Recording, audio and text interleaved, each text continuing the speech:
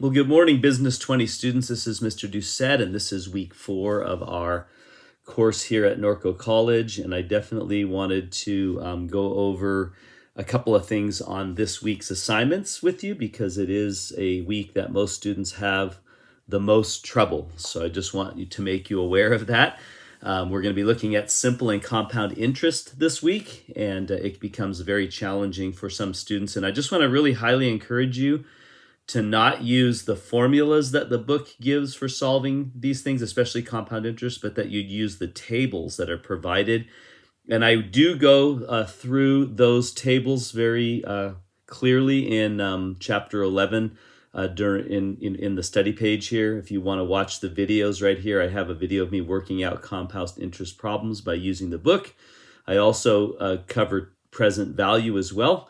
A video on that. So I want to highly recommend that this week you don't try and figure it out, but that you actually follow the process in which I've developed, which is to go through the study pages and to work through the problems that are in the book and to watch the video. I'm actually working through the problems in the book in the video, and I'll explain to you how to do each of these items. And so and then, make sure that you follow the process that I show you, the steps that you're to take, and you should do pretty well if you do that. Most students, what they do is they confuse the two, simple interest versus compound interest. And simple interest is always based off, it's just over a long period of time. So compound interest, however, is compounded on a regular basis. Simple interest is basically interest on a certain amount of money. It's usually going to be in the form of ordinary interest or what we call exact interest, and that's just the number of days in which the amount of time or the number of days in which it's it's going to be your interest is going to be earned. And then compound interest, however, is always in terms of quarterly, monthly, biannually, etc. Usually it's quarterly or monthly or semi-annually, which is twice a year. And so if you see a problem that says using the ordinary interest, it's a simple interest problem. And if it says using exact interest, it's a simple interest problem.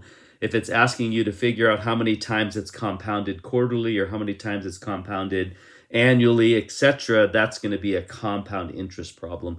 But I would work through each chapter independently of one another. Start with chapter 10, work through the simple interest problems.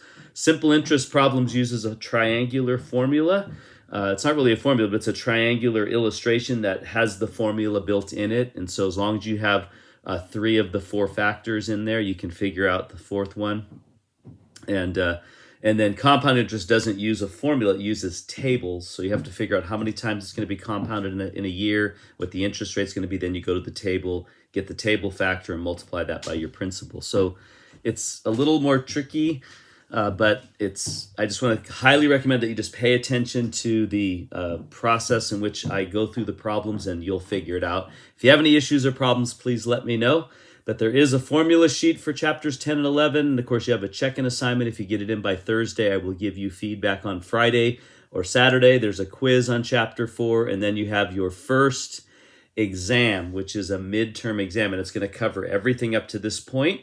Once we're done, you're not going to do any of this that we're covering now. It'll be a whole new thing for the final exam. So make sure you take your time to really work through these simple and compound interest problems because it's going to definitely be on the exam. By the way, though, all the questions that are on the quiz are what's in the exam. Most of them, all the questions in all the quizzes up to this point are what's in the exam. I don't give you new questions for the most part.